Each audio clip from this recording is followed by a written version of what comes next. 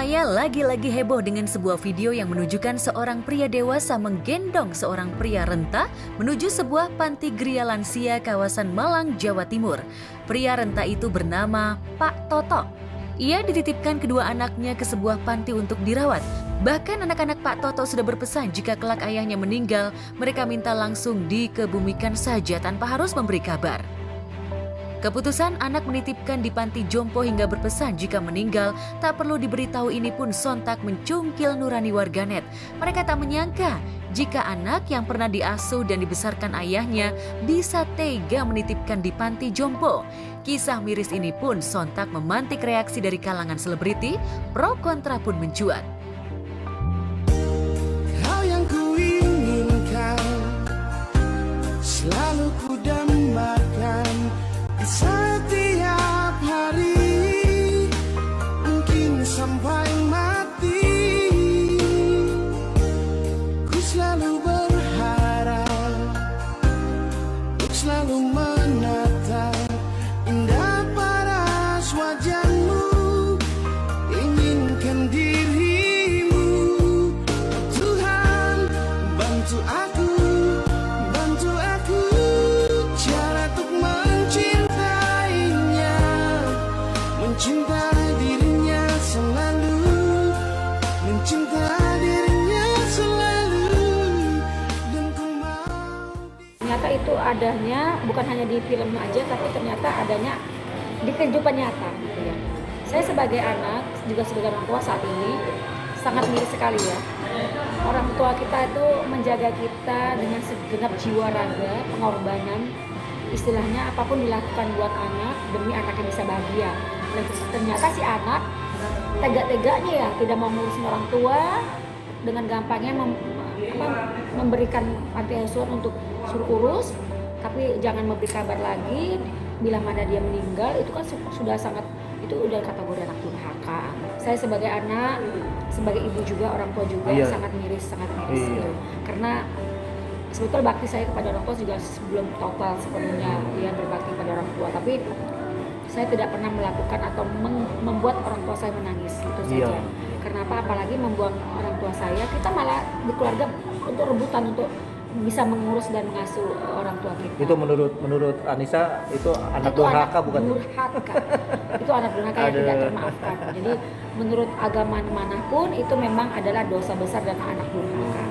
Aduh. Itu sangat miris sekali. Saya sangat tidak setuju dengan perlakuan anak seperti itu.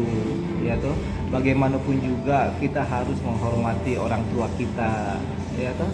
Iya. Kita harus jaga, kita harus rawat orang tua kita, ya kan?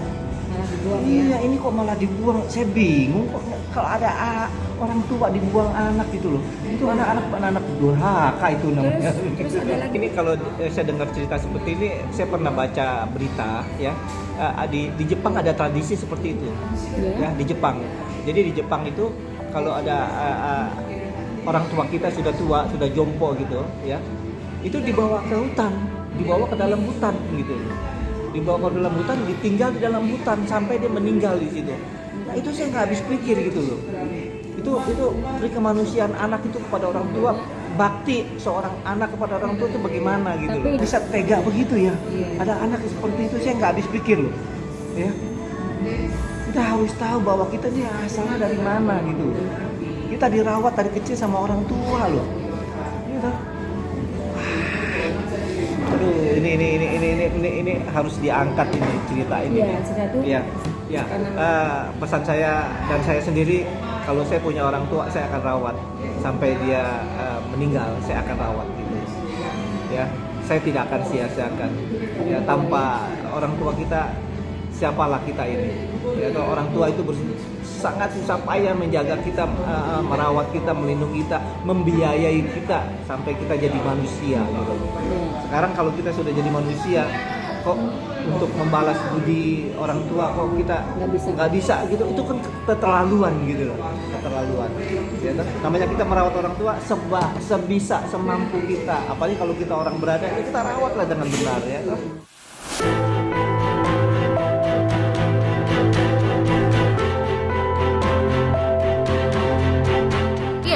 video viral seorang anak menitipkan ayahnya di panti jompo di Klaten, Jawa Tengah, ada pemandangan lebih miris di mana seorang lelaki tak beristri, yakni Iwan yang berusia 41 tahun harus tinggal bersama anaknya yang masih duduk di bangku SD di sebuah kebun jati dengan tenda yang dibuat dengan alat seadanya.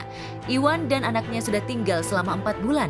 Iwan memilih tinggal di kebun dengan tenda seadanya lantaran sudah tak punya rumah dan bahkan pekerjaan setelah dipecat karena mengalami kecelakaan kerja.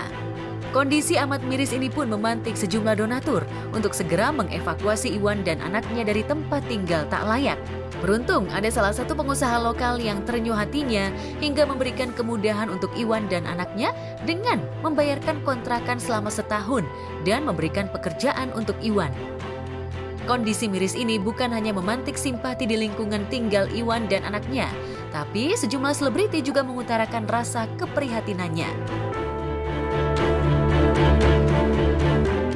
Sungguh luar biasa sekali ya, seorang ayah yang di PHK tinggal di sebuah gubuk yang reot bersama anak-anaknya, dan beruntungnya masih ada orang baik yang menolong seorang ayah dan anak-anaknya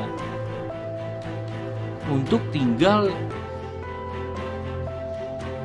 secara gratis di sebuah rumah dan diberikan pekerjaan. Masih ada ya, luar biasa.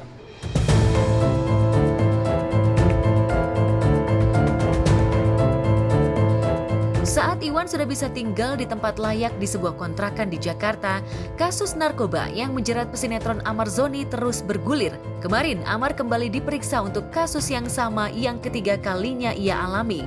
Dari penuturan ibu angkat Amar, suami Iris Bella yang tengah digugat cerai itu mengalami situasi depresi yang akut. Ia bahkan rindu memeluk anak-anaknya. Namanya seorang ayah pasti kangen dan rindu sama anaknya, itu pasti, itu aja curhatnya Amar. Dia lebih banyak sekarang ibadah, Mbak, ibadahnya bagus, sholatnya bagus, ngajinya bagus gitu. Dia lebih banyak kepikiran bapaknya. Dia udah mengikhlaskan semuanya, apapun yang terjadi dia udah ikhlaskan. Karena dia percaya bahwa jodoh maut rezeki itu kan Allah ya. Alhamdulillah Arman sudah bisa menerima kenyataan yang ada. Arman sudah mulai tenang, ibadahnya juga bagus. Hanya mungkin dia agak sedikit stres karena kondisi bapaknya ya. Tapi alhamdulillah bapaknya udah mulai membaik. Kemarin saya juga ke rumah sakit dan alhamdulillah Om Henry udah mulai membaik. Dia bilang, aku kecewa sama Ibel karena Ibel terus nuduh aku pakai narkoba. Padahal aku sudah berhenti pada saat pertama keluar dari lapas itu. Cuman kok Ibel tetap nuduh aku pakai narkoba. Jadi ya aku stres banget bang, ini pelarianku kata dia. Mau diungkapin Bang Amar? Gimana Bang Amar? Ada yang mau diungkapin mungkin Bang Amar? Ada yang mau diungkapin Bang Amar? Kalinya gimana nih Bang Amar? Bang Amar kata Bang Emil katanya ini pelarian Bang.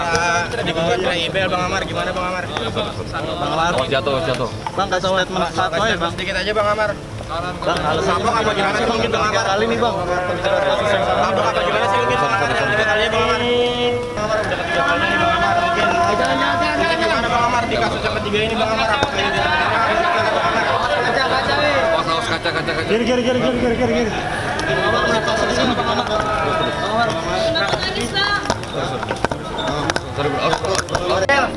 Ibel menghadapi persidangan kemarin Ibel. Ibel doanya Ibel memasuk misi Ibel doanya kejepit Ibel doanya buat Bang.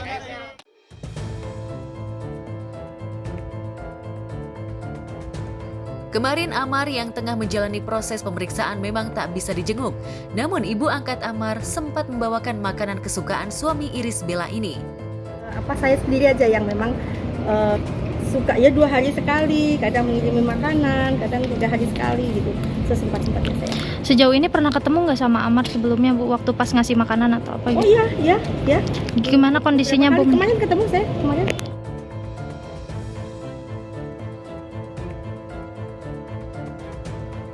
Kepada ibu angkatnya, Amar berjanji akan berubah dan akan meninggalkan nokta hitam petualangannya dengan barang haram.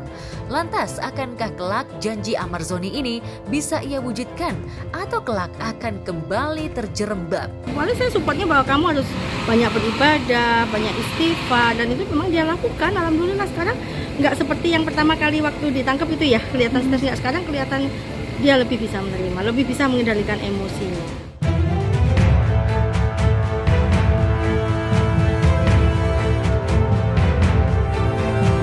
Ya, keluarga Amar sendiri menginginkan agar Amar segera direhab, bukan dipenjara.